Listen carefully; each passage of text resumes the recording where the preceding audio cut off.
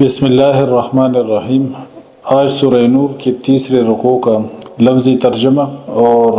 اس کا مفہوم بیان کریں گے۔ اعوذ باللہ من الشیطان الرجیم۔ یا ایہا الذین آمنوا لا تتبعوا خطوات الشیطان ومن یتبع خطوات الشیطان فإنہ یأمر بالفحشاء والمنکر ولولا فضل اللہ علیکم ورحمته ما زكى منكم من أحد أبدا ولكن الله يزكي من يشاء والله سميع عليم۔ یا ایہا الذین آمنوا، اے لوگو جو ایمان لائے، اے ایمان والو، لا تتبعوا، تم پیروی نہ کرو، خطوات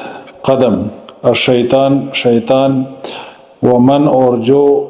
یتبع پیروی کرے، خطوات شیطان قدم شیطان جمع ہے، خطوات شیطان، فإنہ تو بے شک وہ یأمر حکم دیتا ہے بالفحشاء بے حیائی کا، والمنکر اور بری بات کا، ولولا اور اگر نہ، فضل اللہ فضل اللہ کا، علیکم تم پر، ورحمتہ اور اس کی رحمت، ما زکا نہ پاک ہوتا، منکم تم میں سے، من احد کوئی بھی، ابداً کبھی بھی، ولیکن اللہ اور لیکن اللہ، یزکی پاک کرتا ہے، من یشاء جسے وہ چاہتا ہے، واللہ اور اللہ، سمیع سننے والا، علیم جاننے والا۔ پہلے رکوع میں ہم نے بیان کیا تھا سورہ نور کے کہ غزوہ بنی مصطلق کے بعد 6 ہجری میں سورہ نور نازل ہوئی تھی۔ جنگ سے واپسی کے موقع پر عائشہ رضی اللہ عنہ پر جھوٹی تہمت لگائی گئی برائی کی، تو اس کے بعد غالباً مہینے بعد جو ہے نا یہ صورت نازل ہوئی، جس میں ان کی پاکی اور طہارت کو اللہ تعالیٰ نے بیان فرمایا، اور پہلے رکوع کی ابتدا میں ترغیب الی القرآن ہے۔ پھر اس کے بعد معاشرے کو زنا اور تہمت زنا سے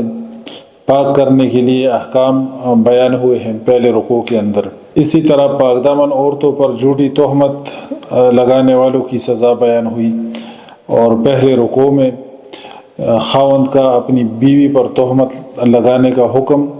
وہ بھی بیان ہوا ہے پہلے رکوع میں، اور دوسرے رکوع کے آخر میں بیان ہوا تھا۔ اللہ تعالیٰ فرماتے ہیں کہ جو لوگ اس بات کو پسند کرتے ہیں کہ مومنوں میں بے حیائی کو عام کریں، بے حیائی کو پھیلائیں،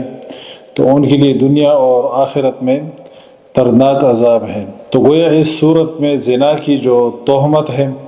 اس کو بے حیائی سے تعبیر کیا گیا ہے کہ زنا کی جھوٹی تہمت لگانا یہ بھی بے حیائی ہے۔ اور تیسرے رکوع کے ابتدا میں اللہ تعالیٰ فرماتے ہیں کہ شیطان کے قدموں کی تابعداری نہ کرو، شیطان کے قدم بقدم نہ چلو، وہ بے حیائی اور برائی کا حکم دیتا ہے۔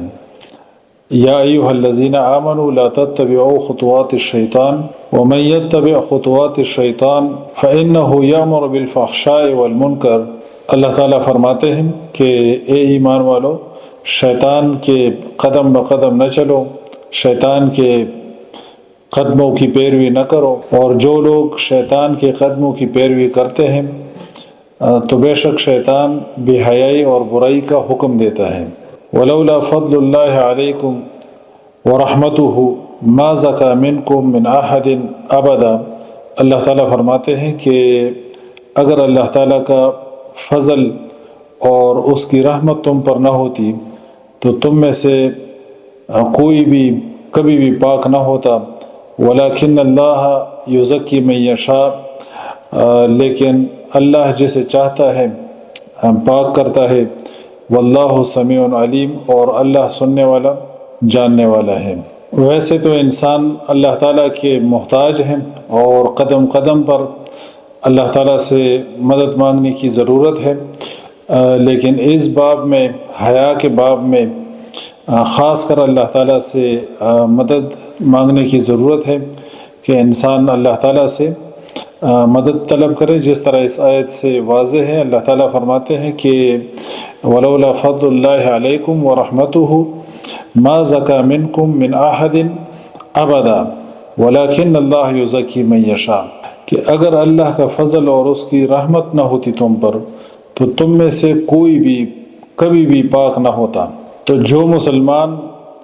عائشہ رضی اللہ عنہ پر تہمت لگانے سے بچ گئے، یہ اللہ تعالیٰ کا فضل تھا اور اللہ تعالیٰ کی رحمت تھی کہ اللہ تعالیٰ نے ان کو محفوظ رکھا، اور وہ لوگ اس تہمت اور پروپیگنڈے کی زد میں نہیں آئے۔ تو چند مسلمان بھی اس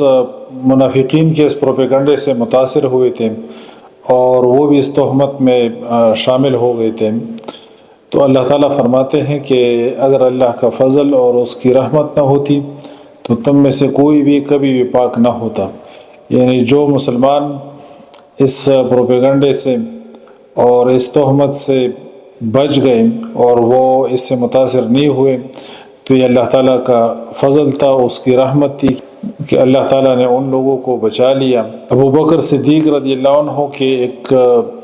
رشتہ دار تھے جو کہ مہاجرین میں سے تھے، فقراء مہاجرین میں سے تھے، تو ابو بکر صدیق رضی اللہ عنہ ان کی مالی مدد کیا کرتے تھے۔ وہ بھی ان لوگوں میں شامل ہوئے تھے جن لوگوں نے تہمت لگائی۔ تو ابو بکر صدیق رضی اللہ عنہ کو اس بات سے بہت دکھ پہنچا کہ ان کی بیٹی پر یہ تہمت، ایک مسلمان بھی یعنی اس کا شکار ہوا، ان لوگوں کے ساتھ شامل ہوا جن لوگوں نے تہمت لگائی۔ تو ابو بکر صدیق رضی اللہ عنہ نے قسم کھائی کہ میں آئندہ کے لیے اس کی یعنی مالی مدد نہیں کروں گا۔ تو اس پر یہ اگلی آیت نازل ہوئی جس میں اللہ تعالیٰ نے فرمایا کہ تم ان کو معاف کرو، اللہ تعالیٰ تمہیں بخش دیں گے، اور جو فقراء ہے، جو مساکین ہے، جو مہاجرین ہیں، ان کے ساتھ مدد اس کو جاری رکھا جائے۔ ولا یأتل، اور قسم نہ کھائے، اولو الفضل، فضیلت والے، منکم تم میں سے، والسعۃ، اور وسعت والے، ان یؤتوا، کہ نہ دے، اولی القربہ، قرابت دار، والمساکین، اور مسکین، والمہاجرین، اور ہجرت کرنے والے، فی سبیل اللہ، اللہ کی راہ میں، ولیعفو، اور چاہیے کہ وہ معاف کرے، ولیصفحوا، اور وہ درگزر کرے۔ الا تحبون، کیا تم نہیں چاہتے، ان یغفر اللہ، کہ اللہ بخش دے، لکم تمہیں، واللہ، اور اللہ، غفور، بخشنے والا، رحیم، بہت زیادہ مہربان ہے۔ تو اس آیت میں اللہ تعالیٰ نے فرمایا کہ ان لوگوں کو معاف کیا جائے، ان سے درگزر کیا جائے، اس کے بدلے میں اللہ تعالیٰ تمہیں بخش دیں گے۔ ان بے شک الذین یرمون، جو لوگ تہمت لگاتے ہیں، المحصنات، پاک دامن، الغافلات، بھولی بالی انجان، المؤمنات، مومن عورتیں، لعنوا، لعنت ہے ان پر، فی الدنیا، دنیا میں، والآخرہ، اور آخرت میں، وَلَهُمْ، اور ان کے لیے، عذاب، عذاب، عظیم، بڑا۔ اللہ تعالیٰ فرماتے ہیں کہ بے شک جو لوگ تہمت لگاتے ہیں پاک دامن اور انجان عورتوں پر، جو برائی کے کاموں سے غافل ہوتی ہیں، ان پر لعنت ہے دنیا میں اور آخرت میں، اور ان کے لیے دردناک عذاب ہے۔ اور پاک دامن عورتوں پر برائی کی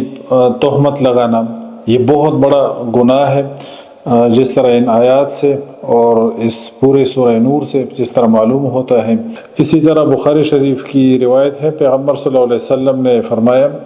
کہ 7 مہلک کاموں سے بچو۔ نمبر 1، اللہ کے ساتھ شرک کرنا۔ نمبر 2، جادو کرنا، اللہ تعالیٰ کی حرام کی ہوئی کسی جان کو ناحق قتل کرنا، اسی طرح سود خوری، اور 5ویں نمبر پر یتیموں کا مال کھانا، اسی طرح کفار سے مقابلے کے دن پیٹ پھیر کر بھاگ جانا، اور نمبر 7 ہے پاک دامن اور عفت مآب اہل ایمان عورتوں پر تہمت لگانا۔ یوم، دن، تشہد، گواہی دیں گی، علیہم، ان پر، السنتہم، ان کی زبانیں، وایدیہم، اور ان کے ہاتھ، وارجلہم، اور ان کے پاؤں، بما، اس کی، کانوا یعملون، جو وہ کرتے تھے۔ اللہ تعالیٰ فرماتے ہیں کہ قیامت کے دن ان کی زبانیں اور ان کے ہاتھ اور ان کے پاؤں ان پر گواہی دیں گے، اس کی جو وہ عمل کرتے تھے، اور قرآن کی دوسری آیات میں بھی یہ مضمون بیان ہوا ہے، یومئذ اس دن یوفیہم پورا دے گا انہیں اللہ دینہم ان کا بدلہ الحق سچ یعنی ٹھیک ٹھیک، ویعلمون اور وہ جان لیں گے ان اللہ کہ اللہ هو الحق وہی برحق ہے، المبین ظاہر کرنے والا۔ قیامت کے دن اللہ تعالیٰ لوگوں کو صحیح بدلہ دیں گے اور لوگ جان لیں گے کہ اللہ تعالیٰ ہی برحق ہے۔ الخبیثات و ناپاک عورتیں للخبیثین ناپاک مردوں کے لیے، والخبیثون اور گندے مرد للخبیثات گندی عورتوں کے لیے، والطیبات اور پاک عورتیں للطیبون پاک مردوں کے لیے، والطیبون اور پاک مرد للطیبات پاک عورتوں کے لیے، اولئک یہ لوگ مبرؤون مبرہ ہے مما اس سے جو یقولون وہ کہتے ہیں لہم ان کے لیے مغفرت و رزق اور روزی کریم عزت کی۔ اس آیت کے دو مطلب بیان ہوئے ہیں، ایک جو لفظی ترجمے میں جو مطلب اس کا ہم نے بیان کیا، جو اس کے ظاہری لفظی ترجمے سے پتہ چلتا ہے، ایک یہ مفہوم اس کا بیان ہوا ہے اس آیت کا کہ خبیث عورتیں خبیث مردوں کے لیے یا ان کے لائق ہیں، اور خبیث مرد جو ہے نا خبیث عورتوں کے لیے، پاک عورتیں پاک مردوں کے لیے اور پاک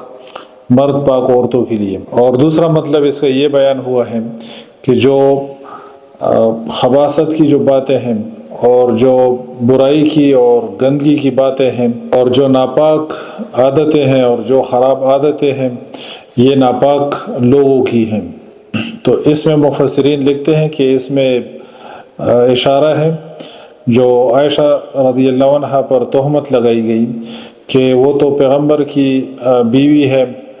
اور پیغمبر صلی اللہ علیہ وسلم خود جو ہے نا وہ پاک ہیں، تو ان کی ازواج جو ہے وہ کیسے ناپاک ہو سکتی ہیں، بلکہ وہ تو پاک ہیں۔ اور جو خباثت کی باتیں ہیں اور جو ناپاکی کی باتیں ہیں، یہ تو انہی لوگوں کے لیے ہیں کہ جو لوگ خود خبیث ہیں، اور پیغمبر صلی اللہ علیہ وسلم کی ازواج کا ان باتوں سے کیا تعلق۔ سبحانک اللہم و بحمدک اشہد ان لا الہ الا انت استغفرک و اتوب الیک۔